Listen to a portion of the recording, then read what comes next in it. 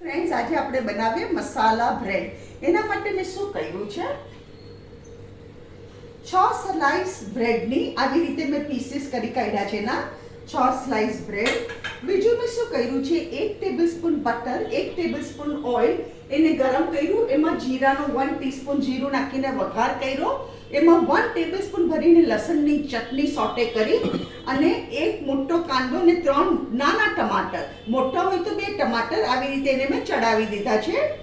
અને પાવભાજી ક્રશરથી આપણે બરાબર એને ક્રશ કરી દઈએ.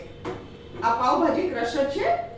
આમાં મેં મીઠું બી નથી નાખ્યું, કાંઈ નથી નાખ્યું, ખાલી જીરાનો વઘાર, કાંદો અને ટમેટો. આ પાવભાજી ક્રશરથી આપણે ક્રશ કર્યું. હવે આમાં શું કરવાનું, 1 ટેબલસ્પૂન પાવભાજી મસાલો હું તમને કહેતી જાઉં છું.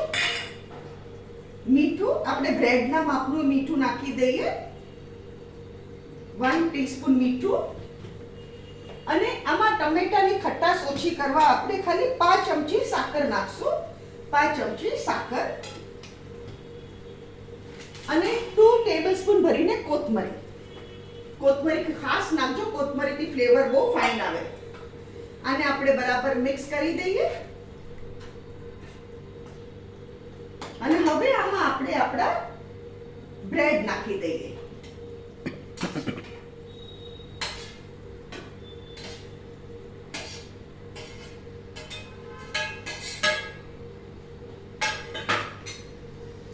આ વેરાયટી બહુ સરસ લાગે.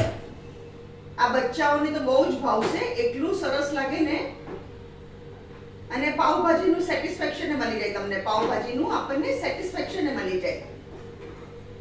અને બરાબર આપણે ઉપર નીચે કરી દેવાનું, બધે મસાલો ચોટી જવો જોઈએ, બધા બ્રેડ પર મસાલો ચોટી જાય આપણો.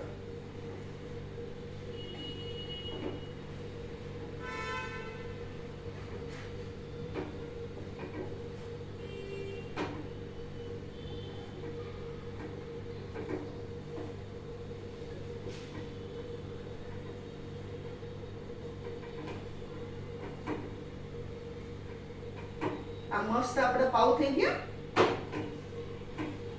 આને કહેવાય મસાલા બ્રેડ. તમે આખા બેકરીના પાવમાં બી કરી શકો અને આ બ્રેડમાં બી કરી શકો.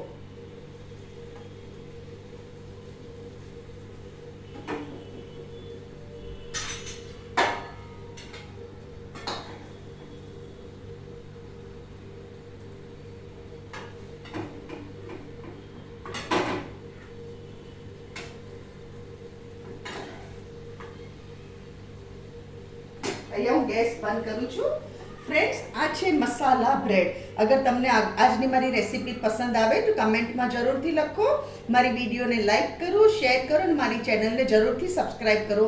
અને તમે રાહ શું જુઓ છો, તમે બી ચટપટ બનાવો.